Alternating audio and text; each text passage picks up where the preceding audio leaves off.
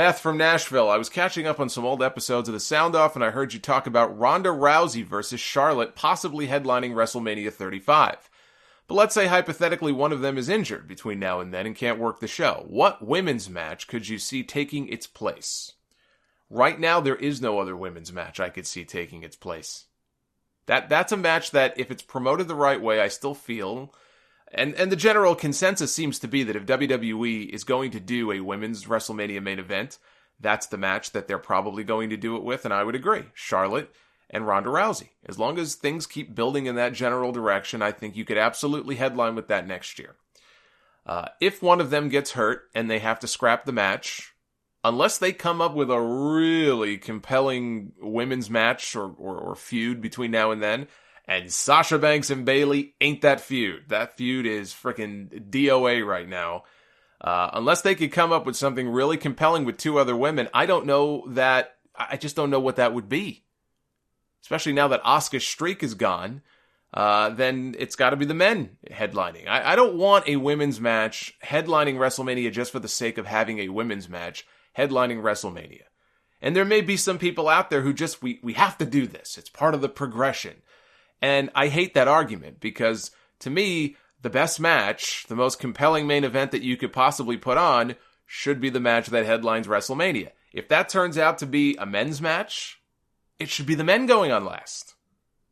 If they build to Charlotte and Ronda, and things are going great, and they're going to do the match, and they're both healthy, but it just so happens that there's two other guys, whether it's AJ Styles or Daniel Bryan or...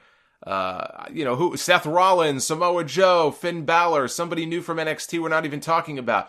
If there's two other guys who seem to be firing on all cylinders and they have a really personal, feud, let's say Johnny Gargano and Tommaso Ciampa. I'm not saying this is going to happen. I'm just saying, hypothetically speaking, what if both guys get called up between now and next year to the main roster? They carry their feud over, and it's every bit as hot on the main roster as it has been in NXT.